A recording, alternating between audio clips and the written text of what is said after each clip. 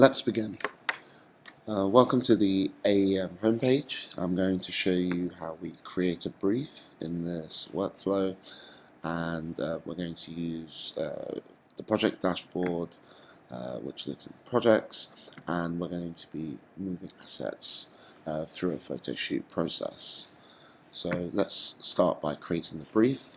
So this is a wizard that allows us to create a brief for a cutout, for example. So there are three other types of brief that we can raise, which is a lifestyle brief and a retouch brief.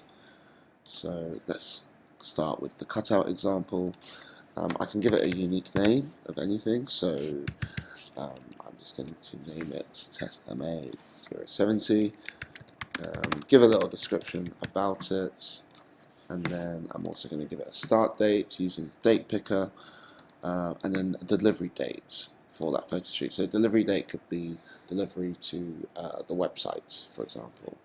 So a couple of the roles I want to just highlight here are things like the activity coordinator, who creates this brief in the first place, moving through to the photographer, then the retoucher, and then the post-production coordinator, and finally being delivered to, for example, the websites.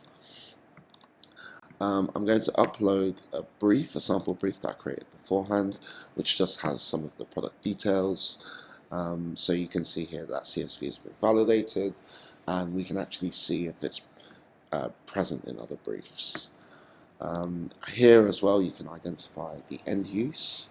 So the end use here, we're going to go with product launch, which pushes it to the online site, but there may be other uses such as marketing materials or packaging that these images need to be delivered to. So that can all be set here. So once you create your project, you then get the project dashboard. So this is a great representation of what the project looks like in flight.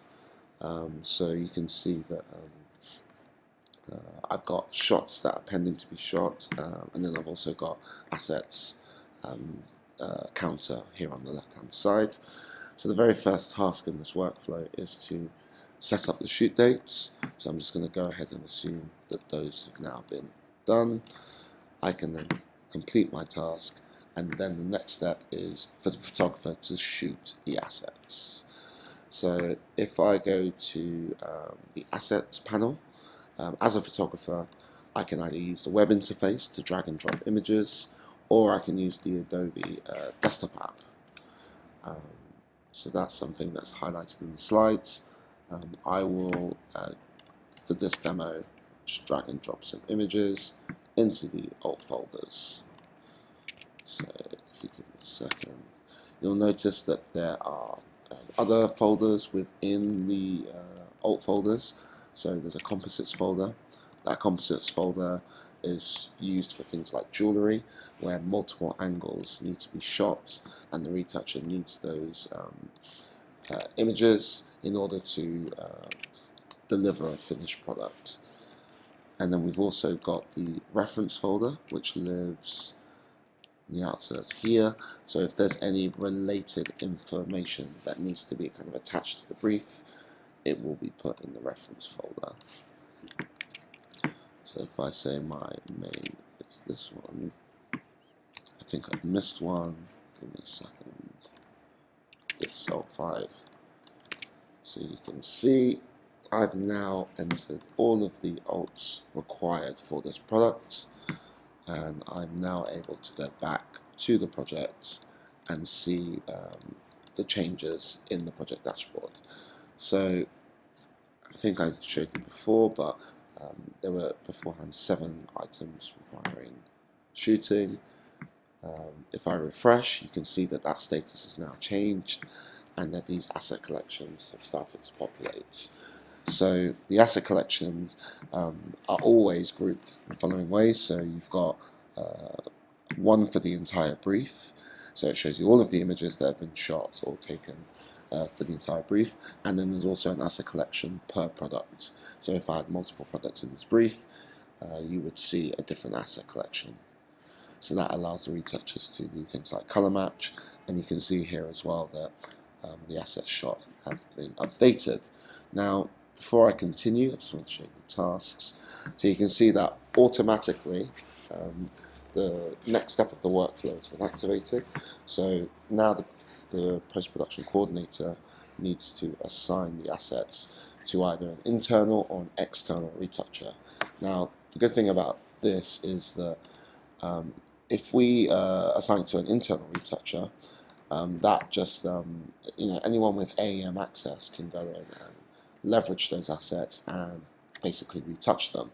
But using the for the external retouchers, we are actually able to also share these assets with anybody with a Creative Cloud account. So that will be detailed in the slides. So for now, I'm just going to do internal retouch, and because I want to assign the entire product to internal retouch, I do that in the asset screen.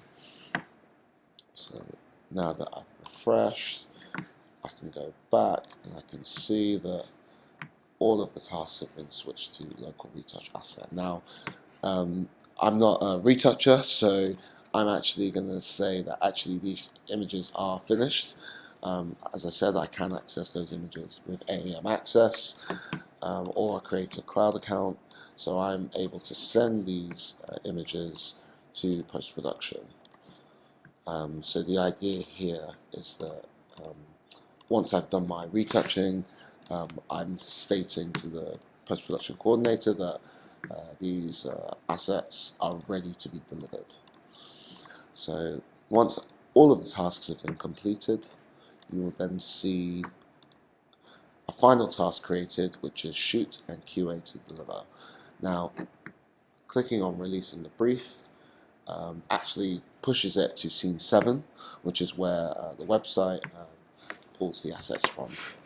And finally, I just want to show you the dashboard one more time. So you've also got a representation of the images that have been shot.